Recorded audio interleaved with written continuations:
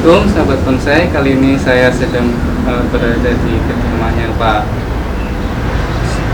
Koko Santoso yang berada di daerah Piungan. Sekarang beliau menjabat sebagai Ketua PPBY. Apa itu Pak PPBY?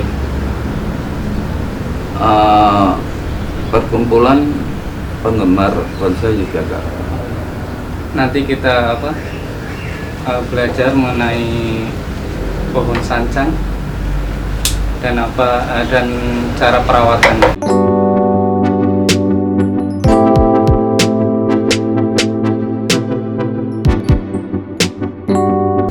Oke Pak Koko, untuk jenis sancang sendiri ada berapa jenis Pak Koko?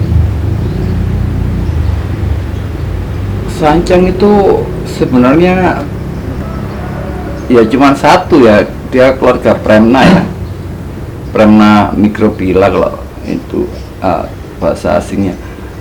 Kalau misalkan ada yang lain tuh cuman mutasi-mutasi varian yang namanya masih ya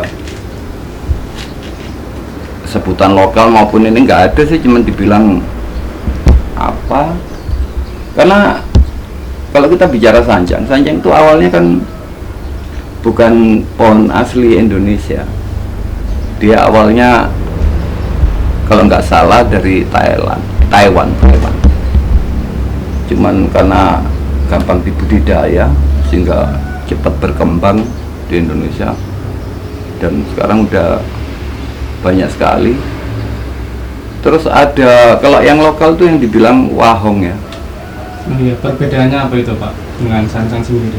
Wahong sendiri itu ada yang dibilang wahong atau waung gunung sama pantai. Kalau yang waung gunung itu bahkan relatif agak mirip sama sancang. Yang saya tahu ada beberapa temen yang dari Purworejo itu dibilang waung gunung ya, itu hampir mirip sama sancang, mau rapat lah daunnya. Karena kalau waung sendiri relatif titik tumbuh cabang-cabangnya atau daun-daunnya itu berjauhan ruasnya. Kalau dari percepatan tumbuhnya, kalau untuk jenis sancang ini dibandingkan wahong itu cepat yang mana Pak? Lebih cepat sancangnya, lebih cepat sancang. Untuk secara umum jenis sancang ini senang full panas atau yang di tempat teduh itu Pak? Full panas. Full panas. Makin dia tempat terbuka makin sehat, makin bagus. Nah, kelebihan dari sancang ini apa Pak menurut Pak Koko sendiri dibandingkan jenis lain? Ya, terutama daunnya bisa kecil sekali ya, itu salah satu kelebihannya. Jadi daun sancang itu bisa kecil sekali, dan relatif rapat. Itu salah satu kelebihannya. Untuk ketahanan fisiknya Pak Koko, Itu ada penyakit, iya, ada satu handicap yang ya tantangan ya, itu gampang kena kutu putih. kutu putih ya. Iya, jadi kan sancang ini relatif lama ya di dunia bonsai Indonesia ya. Tapi ya itu ada beberapa orang yang coba berbudidaya, dalam perjalanannya itu kendalanya penyakit itu, sehingga mereka akhirnya ya sebagian putus asa, sebagian karena itu merupakan tantangan ya dicari solusinya. Nggak ada itu sering disikat, nggak ada itu sering diinsek, yang seperti itu. Untuk perawatannya sendiri itu bagaimana Pak? Kalau saya pribadi Sancang itu kalau lagi subur kan dia rakus hara ya, rakus hara. Terus ini apa, akar itu cepat penuh. Jadi secara berkala kita cukur akar juga. Jadi akar itu kita kurangin supaya tumbuh akar baru, sehingga akar baru hisap hara berlanjut di daun, di pohon, sehingga pertumbuhannya jadi lebih subur. Pada saat dia subur gitu relatif penyakit kurang ini apa, ya tetap ada tapi relatif tereliminasi lah,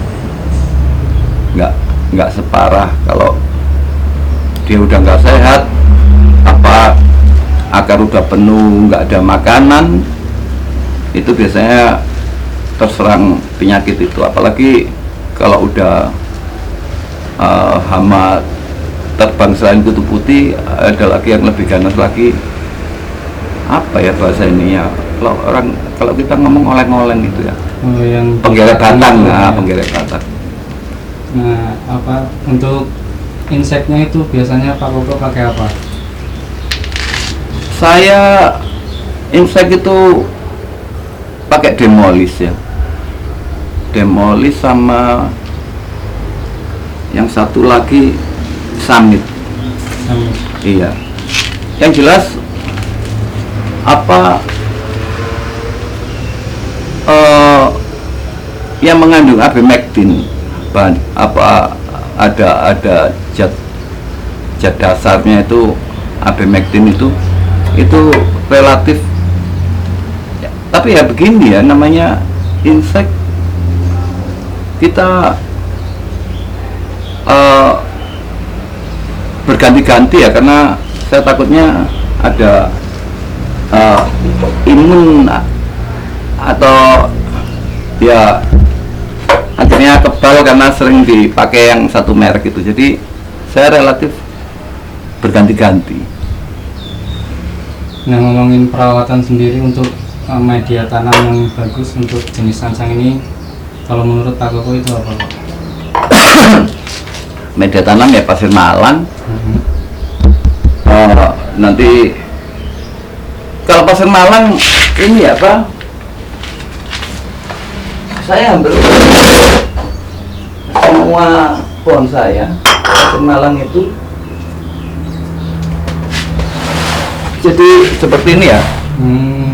Apa yang saya ambil yang kasar, pasir malang itu yang kasar, lalu pengisinya humus sama kotoran mbek ya, apa intil atau ya kotoran kambing yang dihancurkan. Humusnya bisa dari pohon-pohonan atau dari kelenteng randu atau dari sekam, arang sekam, sehingga dia itu yang isi. Karena yang saya pakai pasir malang itu agregatnya yang gede-gede ya, yang ukurannya besar-besar, yang halus itu yang saya buang. Nah, untuk ngisi pori-porinya itu yaitu humus sama kotoran binatang itu. Nah, untuk perbandingannya itu berapa banding? 1:1.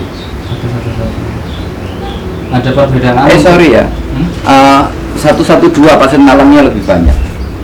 1:2. Ada perbedaan untuk pohon yang sudah matang atau yang masih bahan, Pak? Enggak ada, sama aja. Sama aja. Ya cuman itulah apa, karena sancang itu relatif rakus, harus sering buang akar, ganti media.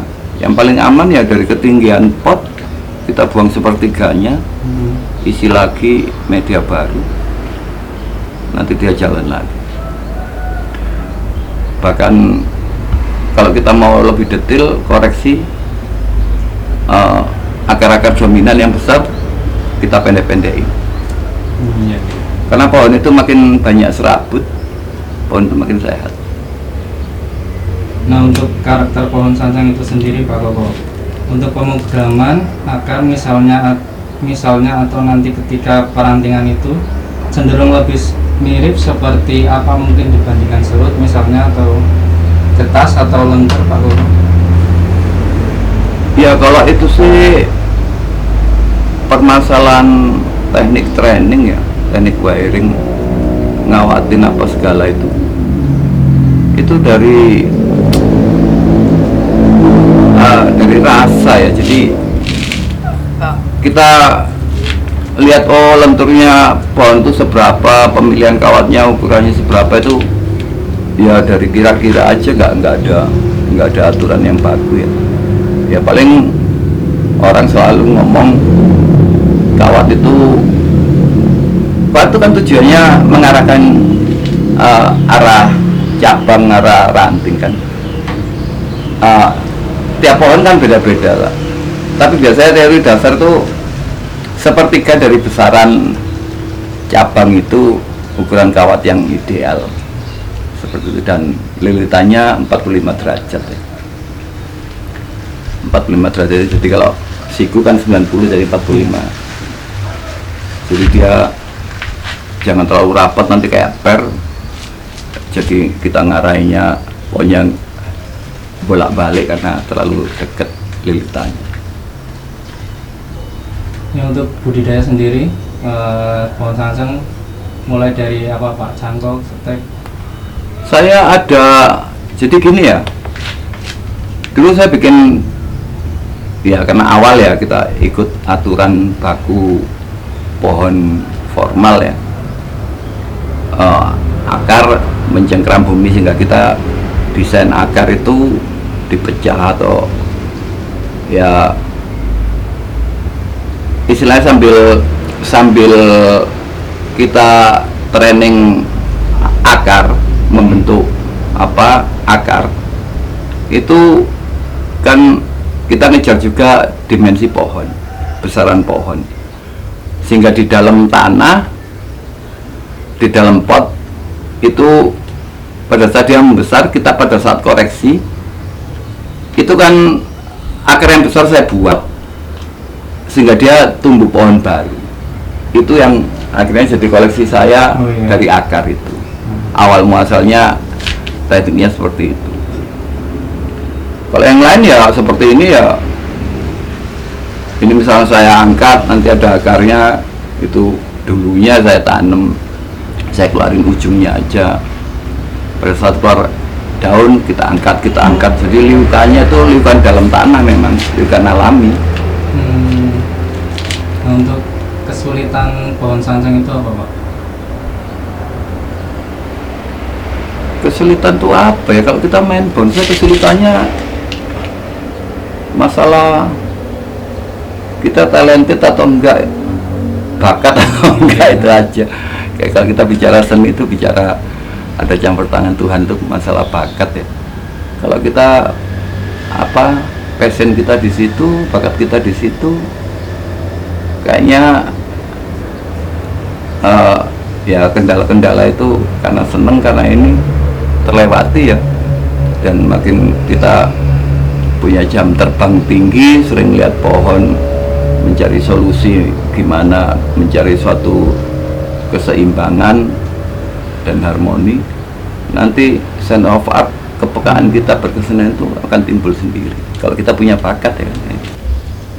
Untuk tahap ke perantingan, kalau sangsang ini sampai tahap ke anak ranting atau sampai ke cucuran juga? Tergantung, kembali lagi ke kita sebagai desainernya ya, sebagai trainernya ya. Kalau kita bicara masalah cabang ranting kan ada bahasa yang instan atau tahapan. Kalau kita bicara tahapan yang benar, pohon itu nantinya supaya kesan tua itu terlihat, pohon itu harus ngepen. Jadi dari batang ke cabang nanti sampai ke ujung itu dia bahasanya ngepen ya, besar mengecil mengerucut gitu. Nah, itu kan ada tahapan. Pada saat dia silindris besar, kita ambil cabang yang paling dekat, kita potong. Nanti begitu juga selanjutnya, tahapan selanjutnya, sehingga pohon itu mengerucut, ngepen, sel mengecil, dan itu pada saat nanti dia jadi bonsai yang mature, kesentuhannya kental, kelihatan banget. Pohon sangsang yang sudah di pot ganti medianya itu berapa bulan sekali, Pak? Itu lagi, tiap pohon kan kecepatan tumbuhnya, sehat enggaknya kan beda-beda. Tapi yang bisa untuk pegangan itu, makanya kalau kita hobi bonsai ya, kalau bisa kita nyiram sendiri. Pada saat kita nyiram itu kita tahu pohon itu kena penyakit, atau pohon itu sehat, atau pohon itu kekurangan hara dan sebagainya. Masalah fisiologi pohon itu dari kita pengamatan tiap hari, ya kan. Jadi kalau pohon itu sudah nggak mau tumbuhnya udah lambat, terutama habis training gitu, kok dia pertumbuhannya lambat, berarti kan unsur hara di media itu sudah berkurang. Nah, di situ harus kita ganti, dan tiap pohon nggak ada teori yang baku. Dari pengamatan kita, kepekaan kita, bisa dengerin pohon itu minta apa. Nah, untuk jenis sansang ini bagusnya gaya apa, Pak? Kalau menurut Pak Koko? Kalau kita bicara gaya itu kan selera ya. Kalau saya pribadi, selera saya gerak yang nggak biasa, tapi saya juga kagum dengan pohon yang formal ya, pohon yang desain baku ya, jadi kiri kanan belakang yang seperti itu, batang tunggal formal itu saya juga suka, karena ya itu basic, dan kalau kita ngerjainnya bener, karena bawah sadar kita di negara tropis itu, pohon di alam seperti itu, kita cepat bisa menikmati. Tapi karena ada kejenuhan dalam perjalanan berkarya, akhirnya kan kita cari tantangan yang lain, yang seperti itu. Akhirnya ya mencoba gaya yang lain. Kalau gaya yang lain itu semua itu kan kembali ke hati ya, karena itu suara Tuhan kita rasa. Kalau udah rasa kita itu bagus, enak, udah menjadi suatu keseimbangan, harmoni, dan itu memang kalau bonsai itu melalui masa ya kan, nggak bisa instan, masa yang sangat panjang dan konsisten. Jadi kita training pohon itu sebenarnya kuncinya itu timing, dimana kita harus ngelepas pohon itu, dimana kita harus pruning, dimana kita ngawatin, nanti ngelepas kawat lagi. Itu masalah timing ya nggak ada teorinya, hati yang kita lihat dari jam terbang, dari experience. Nah, istilah trainer sendiri itu apa, Pak, menurut Pak Koko? Trainer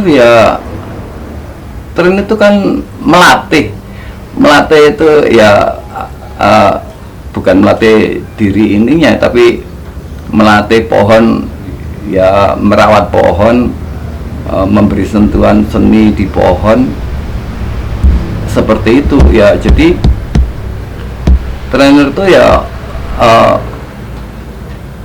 sebenarnya kalau di disiplin ilmu lain sama dengan senimannya, artisnya, karena kita makanya bonsai dibilang seni bonsai kan. Cuman yang dibilang seniman bonsai dengan trainer itu mungkin ya, ini pendapat saya pribadi ya, kita bisa beda pendapat, nggak masalah. Kalau seniman bonsai itu dia mengerjakan pohonnya tidak ada target, maksudnya tidak ada target dalam hal finansial. Jadi saya ngerjain pohon itu sesuai isi hati, inilah my present, persembahan saya. Jadi nggak ada unsur lain, api elek monggo diapresiasi, yang jelas saya bikinnya begini bukan pesanan gitu. Tapi kalau trainer mungkin ya maaf ini pesanan ya, karena biasanya bahasa trainer itu kan seseorang yang mengerjakan pohon atas order orang lain, yang di situ kita tidak bisa berkesenian secara mandiri karena ada kompromi dengan pemilik pohon. Karena orang punya misi sendiri-sendiri.